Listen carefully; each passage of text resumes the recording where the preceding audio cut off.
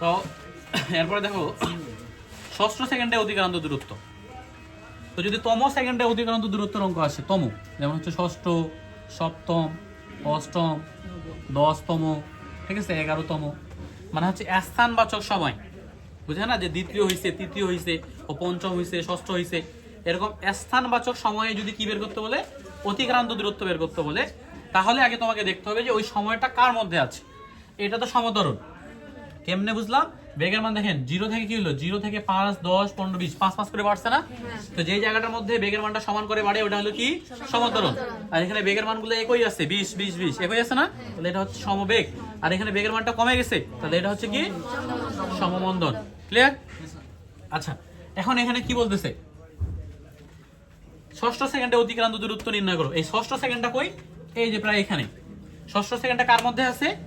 সমতরণের মধ্যে আছে। তাহলে এটা আগে বুঝতে হবে যে এই যে স্থানবাচক সময়গুলা, স্থানবাচক সময়টা কার মধ্যে আছে। তাহলে বুঝলাম যে ষষ্ঠ সেকেন্ডটা কার মধ্যে আছে? সমতরণের মধ্যে আছে। তাহলে এখানে আমরা এখন লিখবো যে সমতরণের ক্ষেত্রে, সমতরণের ক্ষেত্রে দিয়ে আমরা মানগুলো বসাবো।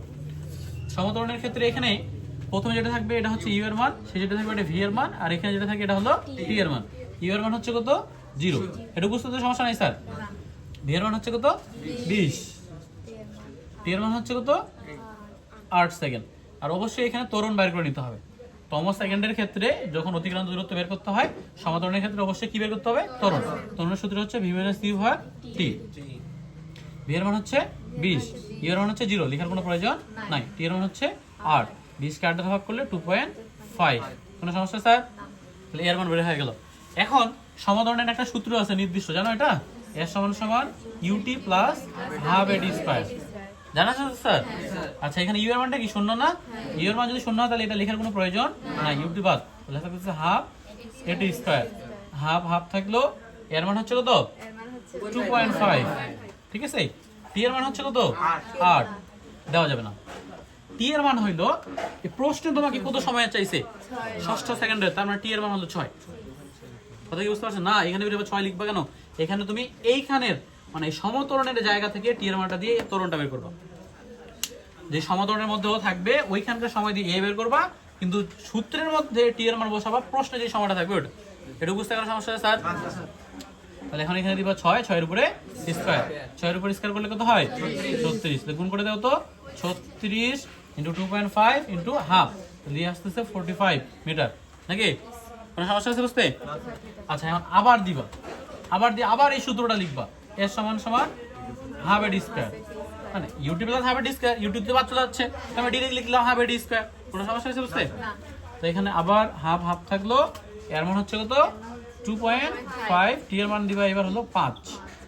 আর যত বলবে তমটা ওইটা প্রথমে এবং তার আগেরটা। কথা কি বুঝতে পারছেন? এখানে ষষ্ঠ বলছে ওই জন্য 6 এবং 5। যদি বলতো 20তম, 20 আর 19, কোনো সমস্যা আছে? তাহলে এটা গুণ করো, হাফ থাকলো 2.5 ইন্টু 5 এর উপর স্কয়ার করলে 25, দিয়ে আসে 31.25, তাই না?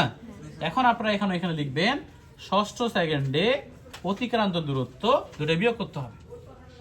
দুটো কি করতে হবে স্যার? বিয়োগ করলে এখানে কত আসতেছে? 13.75।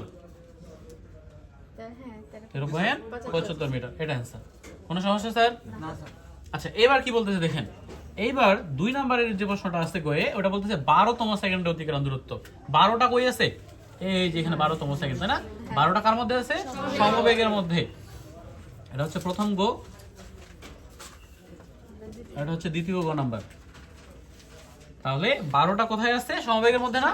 তখন তুমি এখানে লিখবা সমবেগের ক্ষেত্রে মানগুলো বসাবা। সমবেগের ক্ষেত্রে ভি এর মান কত আছে এখানে? 20। সমবেগের সূত্র হলো এ সমান সমান ভিটি। ভি এর মান হচ্ছে 20, টি এর মান কত? 12। সূত্রের মধ্যে অবশ্যই যেটা থাকবে এখানে ওটা 12। তো গুণ করলে কত হচ্ছে? 240 মিটার। কোনো সমস্যা আছে স্যার? কিন্তু তম সেকেন্ডের ক্ষেত্রে সূত্রটা কয়বার ফেলতে হয়? 2 বার। ভি এর মান হচ্ছে 20, টি এর মান এবার কত দিবা? 11। তাহলে এখানে হচ্ছে কত? 220 মিটার, তাই না? অতএব 12 সেকেন্ডে অতিক্রান্ত দূরত্ব 240 মাইনাস হচ্ছে 220, এটা হচ্ছে কত? 20 মিটার। এটা অ্যান্সার। তাহলে স্থানবাচক সময় বা তম সেকেন্ডে কোনো সমস্যা স্যার? এনিবডি? আসলে হয় সমতলের মধ্যে থেকে আসবে, না হয় সমবেগ, এই দুটা, এর বাইরে আসার কোনো সম্ভাবনা নাই। ক্লিয়ার তো এটা? ঠিক আছে।